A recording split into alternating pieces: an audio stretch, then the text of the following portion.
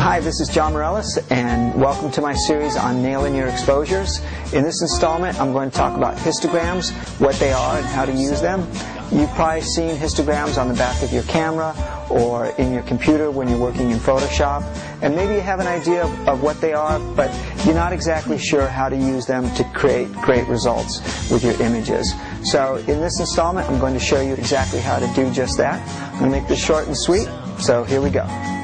Okay, we're going to start here with a print of one of my images, and normally the computer or your camera would create a histogram, but we're going to do it here on paper. A histogram is simply a bar graph, and you have, on one axis, you have a range of values from completely black, which is 0, and completely white, which is 255. In any photo, there are 256 levels between complete black and complete white. Now, the reason why it's 255 over here on the right and not 256 is because we start with 0. So 0 is our number 1, and then 1, 2, all the way up to 255.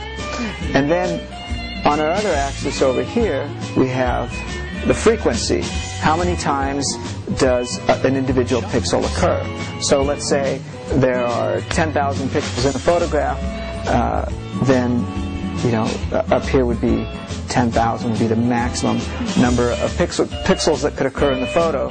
So what we're going to do now is we're going to look at our photograph, and we're going to pick out areas of complete blackness, areas that would be rendered as or defined as 0. So probably the darkest part of the scene is here in the curtains and in the gloves. There's absolutely no detail in the gloves.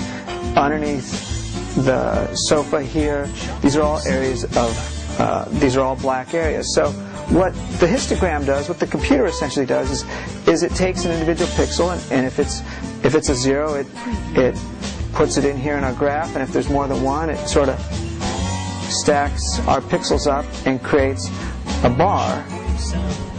And then as there are more pixels, the bar gets higher, and in this case we're going to make it higher still.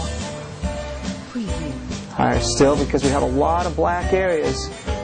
So the histogram is going to be very high. And we're going to ignore this 10,000 over here. So these bars might represent 1, 2, 3, 4, 5 within our levels of darkness within the histogram. Now, so that we have lots of black areas, so our histogram is going to reflect that there's a lot of black areas. Now, let's look at the highlights. We've got some highlights here that are completely blown out. So we're going to see here is a bar reflecting some blown out highlights. And then there's some highlights that aren't quite so blown out. There's not many, so the bar isn't going to be very high. Now, the white of the dress is actually more of a gray. It's not a very bright white. So you're going to see this, we'll say it's about a 25% gray. Let's say this is 25, this is 50, and this is 75%. So we're going to see some bars here that reflect the gray dress. And then we've got the sofa, which is sort of in between, and the sofa occupies more area than the dress, so there's more information there. So basically what we're doing is we're counting. These bars represent pixels, and the more pixels there are of a given tone, the higher the bar is going to be. So there's lots of black areas, we have high bars. There's not a lot of highlight areas, so we have a very low bar. And these bars are distributed throughout the entire tonal range. And what happens in the histogram that we'll see is that the bars continue to get filled in. We have our highlight areas. There's not as many of those. We continue to see fewer and fewer highlight areas. So that's why the bars get smaller and smaller. So in my my little diagram here, I don't have exactly 256 levels, but you have an idea of what the histogram looks like. So in the camera, all these bars are going to be completely black.